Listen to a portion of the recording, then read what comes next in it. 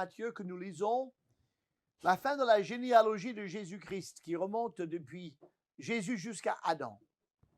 Mais à la fin, c'est un peu curieux, dans le verset 15 du chapitre 1er, Éliud engendra Éléazar, Éléazar engendra Mathan, Mathan engendra Jacob, Jacob engendra Joseph, l'époux de Marie de laquelle est né Jésus qui est appelé Christ.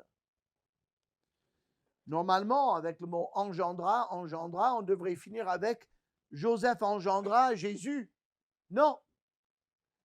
Jacob engendra Joseph, l'époux de Marie, de laquelle est né Jésus, qui est appelé Christ. Et là, ça pose question.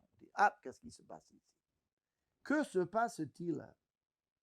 Le nom de Joseph constitue donc une exception à toutes les générations. Tous les ancêtres engendrent à part lui. Pourquoi? Parce que Joseph n'est pas le père biologique de Jésus. C'est le père adoptif. Et qui donc est le père biologique de Jésus? Nous lisons l'histoire incroyable à partir du verset 18. Voici de quelle manière arriva la naissance de Jésus-Christ. Marie, sa mère, ayant été fiancée à Joseph, se trouva enceinte par la vertu du Saint-Esprit avant qu'ils aient habité ensemble. Joseph, son époux, puisque dans la loi juive, dès les fiançailles qui étaient très officielles, on s'appelait époux et épouse, même si on n'avait pas commencé à vivre ensemble. Donc, Joseph, son époux, qui était un homme de bien et qui ne voulait pas la diffamer, se proposa de rompre secrètement avec elle. Comme il y pensait, voici, un ange du Seigneur lui apparut en songe et dit, « Joseph, fils de David, ne crains pas de prendre avec toi Marie, ta femme, car l'enfant qu'elle a conçu vient du Saint-Esprit. Elle enfantera un fils, et tu lui donneras le nom de Jésus, c'est lui qui sauvera son peuple de ses péchés. » Tout cela arriva afin que s'accomplisse ce que le Seigneur avait annoncé par le prophète. Voici, la Vierge sera enceinte. Elle enfantera un fils. Et on lui donnera le nom d'Emmanuel, ce qui signifie Dieu avec nous. Joseph s'étant réveillé, fit ce que l'ange du Seigneur lui avait ordonné, et il prit sa femme avec lui. Mais il ne la connut point, jusqu'à ce qu'elle ait enfanté un fils, auquel il donna le nom de Jésus. Alors, bien sûr, on parle parfois de Saint Joseph. Certaines personnes le prient. Mais Joseph est, on peut dire, la pièce rapportée un peu dans cette histoire de Noël, puisque la Bible est très claire. Jésus fut engendré par la vertu du Saint-Esprit. Ça, c'est un acte totalement divin que nous ne pouvons pas comprendre, puisque nous sommes uniquement des êtres humains. Nous sommes donc limités à notre expérience. Mais il fallait que Dieu fasse un miracle pour faire naître un être humain sans nature pécheresse. C'est ça la chose. Être humain, mais sans nature pécheresse.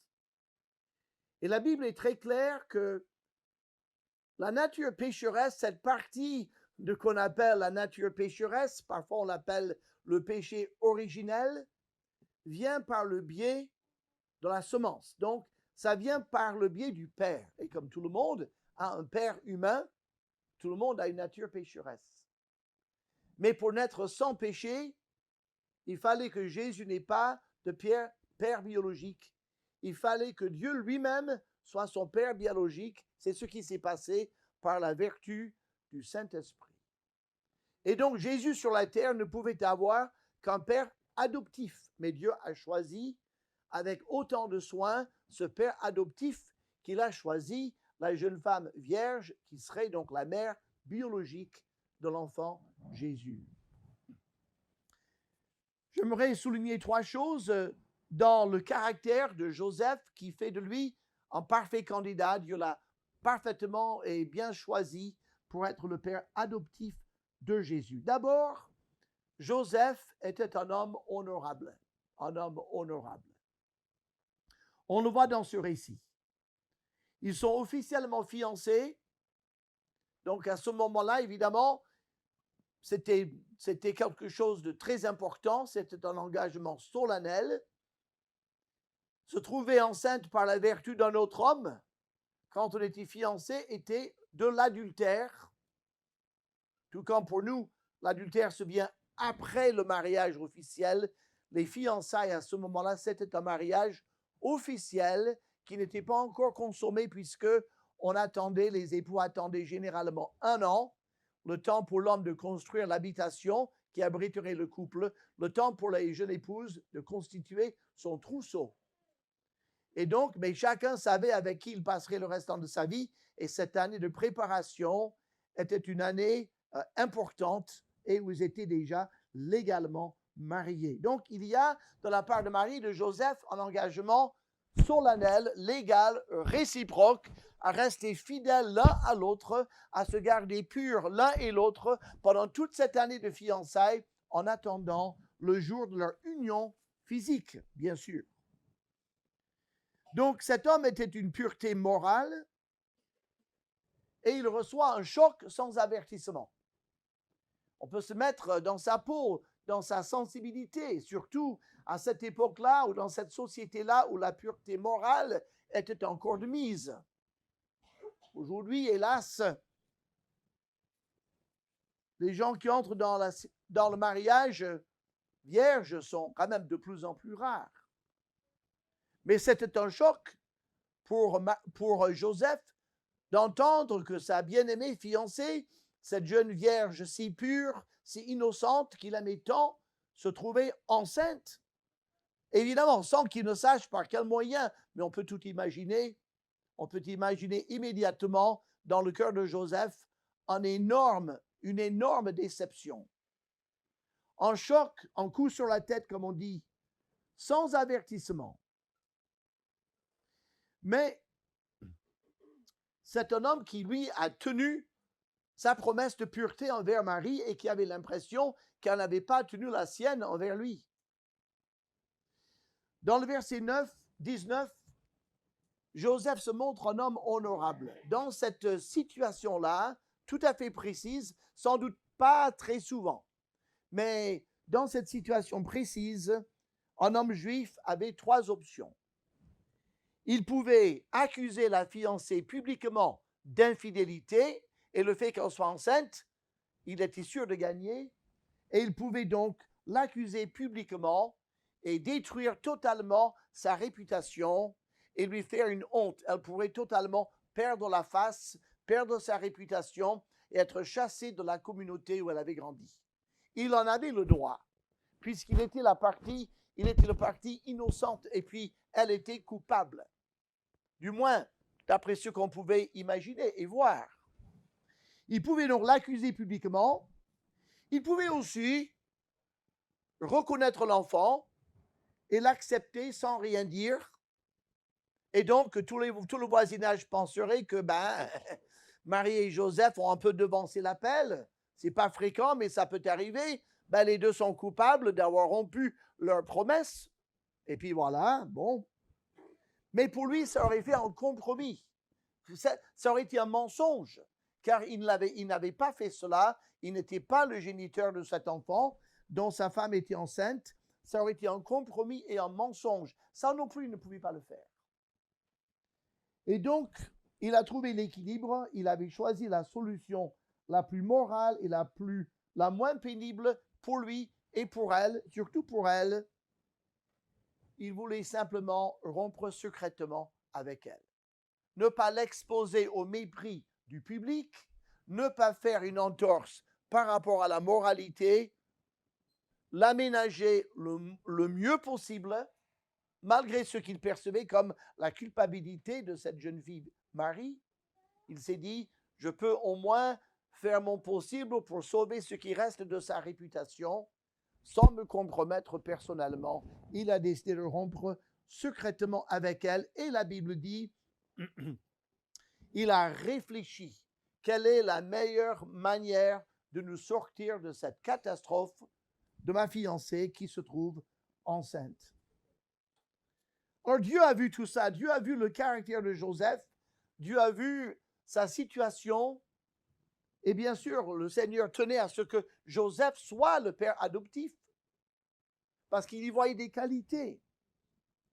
Et donc, Dieu se révèle à lui dans un songe, et nous trouvons ici Joseph, un homme attentif, très attentif, et parfaitement digne de confiance.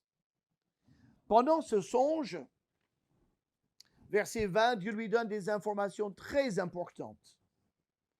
Il dit d'abord, ne crains pas de la prendre comme ta femme. Tu peux y aller. Dieu, 3 fois saint, parfaitement pur, dit, tu peux prendre Marie avec toi comme ton épouse légitime, car cet enfant ne vient pas d'un autre homme. Elle n'a été en rien impure. C'est la Vierge que Dieu a choisie, qui a été prédit déjà 700 ans avant. La Vierge deviendra enceinte. Il n'y en aura qu'une seule dans l'histoire du monde. Et Dieu dit à Joseph, c'est ta fiancée, qui est cette jeune femme, qui est enceinte aujourd'hui par la vertu du Saint-Esprit, pour mettre au monde le Fils de Dieu. Donc, il appelle aussi Joseph fils de David. Pourquoi? Parce que dans la lignée légale de la royauté, qui a commencé par le roi David, Joseph se trouvait dans cette lignée.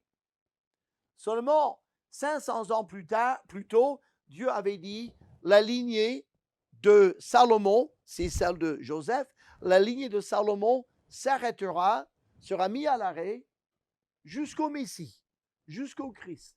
Et donc, Joseph n'avait pas le droit de prendre le trône, et aucun de ses ancêtres depuis 500 ans, mais il était bien de sang royal.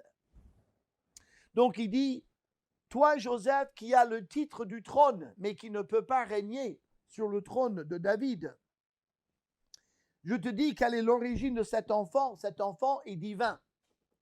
Il n'est pas entièrement humain, ou il est entièrement humain, mais aussi entièrement divin. C'est un acte divin, ce n'est pas un acte immoral qui a mis la semence divine dans le sein de la Vierge Marie. Mais il y a une raison à cette naissance d'une Vierge, sans l'intervention d'un géniteur humain. Il y a une raison. Et il dit, la raison c'est que, verset 21, son nom sera appelé Jésus, qui veut dire Dieu sauve, pas l'homme. L'homme ne se sauve pas lui-même, c'est Dieu qui sauve. C'est le sens du mot Jésus. Et il sauvera son peuple de ses péchés. Il va donc nous sauver du péché, le peuple d'Israël et puis tous les autres peuples.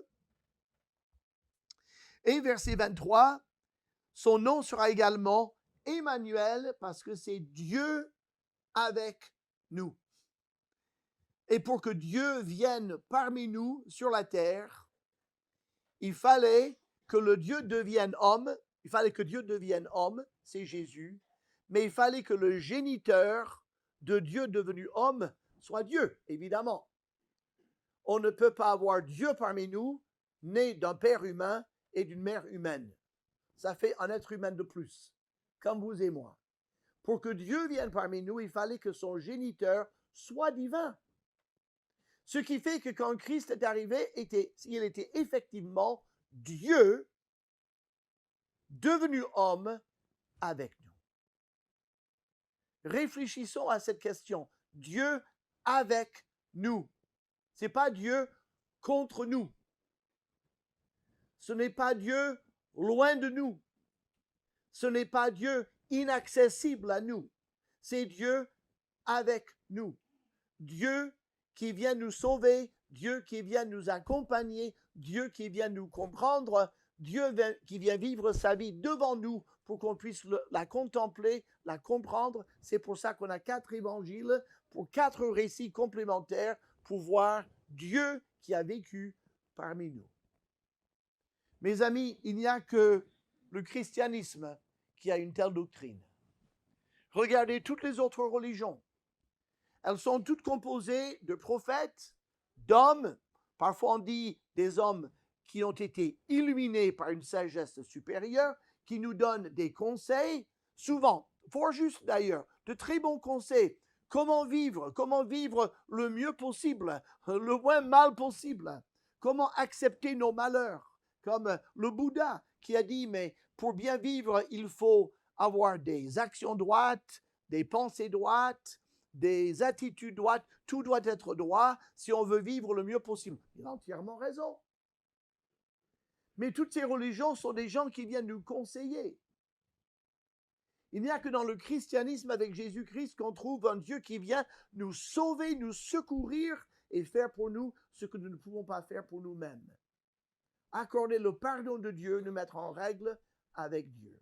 Donc, tout cela, l'Éternel le dit à Joseph dans ce songe, tu peux prendre Marie, c'est la Vierge choisie pour que Dieu devienne un homme. Et toi, tu serviras de chef de famille, tu serviras de père à cet enfant, tu serviras d'éducateur à cet enfant. Et Joseph donc se montre un homme responsable, parfaitement responsable. Dans les versets 24 à 25, dès le lendemain, dès qu'il s'est levé avec ce songe auquel il a été attentif, il est allé chercher Marie. Il a dit, viens ma chérie, viens vivre avec moi. Tu es ma femme, on ne va pas attendre plus longtemps. Tu es enceinte, tu as besoin de protection, tu as besoin d'aide. Il offre la provision, la protection à cette jeune future maman du Fils de Dieu. Et il honore cet enfant et il honore sa mère. La Bible dit, et c'est très important dans le verset 25, que Joseph a vécu en toute pureté morale avec Marie jusqu'après la naissance de Jésus. Et on sait que dans la loi juive, aucun rapport intime ne pouvait avoir lieu avant 40 jours après la naissance d'un enfant. Il y avait une loi de purification donnée par l'Éternel et Joseph a parfaitement observé ces consignes. Il a été, comme on dit, un gentleman, il a été parfaitement circonspect, parfaitement responsable, parfaitement maître de lui-même. Il a assuré la protection de la Vierge Marie, il a assuré la naissance de Jésus, il a assuré à tout point de vue l'éducation de l'enfant, il a accompagné Marie. Et la Bible est très claire que Joseph et Marie ont eu en toute légitimité plusieurs enfants après la naissance de Jésus. Mais ce qui est important, ce n'est pas Marie et Joseph, même si Dieu les a soigneusement choisis, ils n'auraient pas pu avoir de meilleurs parents par leur spiritualité. Ce qui est essentiel, c'est Dieu a choisi ces deux personnes exprès pour éduquer, pour protéger, pour garder son Fils unique, parce que Jésus, c'est lui qui est le centre de cette fête, c'est lui qui est le centre de notre vie. Pourquoi? Parce qu'il est Dieu avec nous. Et parce qu'il est venu pour nous sauver de nos péchés. Quand Dieu dit « Je viens auprès de vous », il dit « Je viens pour régler votre plus grand problème ». Parfois, vous savez, on est à côté de quelqu'un qui souffre. Et qu'est-ce qu'on trouve à lui dire? Écoute, ça va aller, ça va aller. Qu'est-ce que vous en savez si ça va aller? Vous croyez que quelqu'un qui a une grosse douleur, ça lui fait du bien pour, quand vous dites ça va aller, ne pleure pas, ça va, je suis avec toi. Eh bien, ça me fait une belle jambe que tu sois avec moi. Ça n'enlève pas ma douleur, ça ne règle pas mon problème. Je suis aussi malade avec toi que sans toi. Comment tu peux me dire ça? C'est vrai, si on peut, on va lui dire ça, mais la personne veut bien faire, mais elle est limitée. Elle est limitée. Mais Dieu n'est pas limité. Et quand il dit « Je viens pour être avec vous », il dit « Je viens pour être avec vous pour régler votre problème ». Mais Seigneur, quel est mon problème? Ton problème, c'est le péché. C'est toutes ces fois que ta conscience savait ce qu'il fallait faire et tu as fait le contraire. Toutes ces occasions quand ta conscience t'a troublé, tu as dit « J'aurais jamais dû faire ça ». Qu'est-ce qui m'a pris pour faire ça? Et quand cette culpabilité nous taraude et nous détruit, Dieu dit, voilà votre plus grand problème. Et puis, vis-à-vis de Dieu parfait, il n'y a aucun moyen pour nous d'arriver à le satisfaire et à entrer dans son paradis. Il ne peut pas accepter le péché et nous, on en est remplis. C'est impossible. Jésus dit, je suis venu précisément pour régler ce problème. Mais Seigneur, comment peux-tu le régler? Il dit, bien, je viens pour mourir, pour payer pour vos péchés, pour que Dieu le Père verse sur moi le jugement qui aurait dû tomber sur vous. Et s'il verse le jugement sur moi, il ne vous jugera plus, il vous déclarera juste, il vous pardonnera entièrement et il vous recevra dans sa maison, dans sa présence pour l'éternité. Voilà le problème que Jésus est venu régler. Et combien Joseph, peut-être sans tout comprendre, a dû se dire, cet enfant, il est l'enfant le plus important qui ait jamais né dans une famille humaine. Il s'appelle Dieu avec nous et il dit, il vient nous sauver de nos péchés. Qu'est-ce qui peut être plus important que cela? Et mes amis, encore aujourd'hui, 2000 ans plus tard, qu'est-ce qui peut être plus important pour vous et pour moi que de savoir pourquoi nous sommes sur terre et où nous allons passer l'éternité? Pouvez-vous me dire un domaine qui est plus important que celui-là? Jésus est venu répondre précisément à ces questions-là et apporter la réponse définitive pour tout homme, toute femme, tout enfant qui veut le recevoir comme sauveur. Notre Dieu et Père, nous te prions qu'à travers ce programme, ces poèmes, ces cantiques, cette méditation, que plusieurs ici puissent dire, Seigneur, je suis un pécheur, c'est évident, et je fête bien Noël, c'est une fête sympathique, mais je veux maintenant recevoir Jésus-Christ comme mon sauveur, reconnaître mon péché, reconnaître le sacrifice de Christ. C'est pour ça que tu es venu, Seigneur, pour payer pour moi, pour me donner le salut, le pardon, la paix, la réconciliation, une raison de vivre, un avenir éternel dans ta présence. C'est pour ça que Jésus est venu. Et je veux te recevoir comme mon sauveur personnel. Si telle est votre prière, si de tout votre cœur, sincèrement, vous tournez vers le Seigneur aujourd'hui, vous dites, Seigneur, sauve-moi, pardonne-moi. Sachez qu'il vous écoute, qu'il vous entend et qu'il vous exauce. Il a dit, je ne jetterai point dehors celui qui vient à moi. C'est le salut que Jésus offre. Seigneur, merci pour ces instants. Et parle à chaque cœur, dans le secret de la conscience. Et amène, Seigneur, des personnes à toi, aujourd'hui même, par Jésus-Christ. Amen.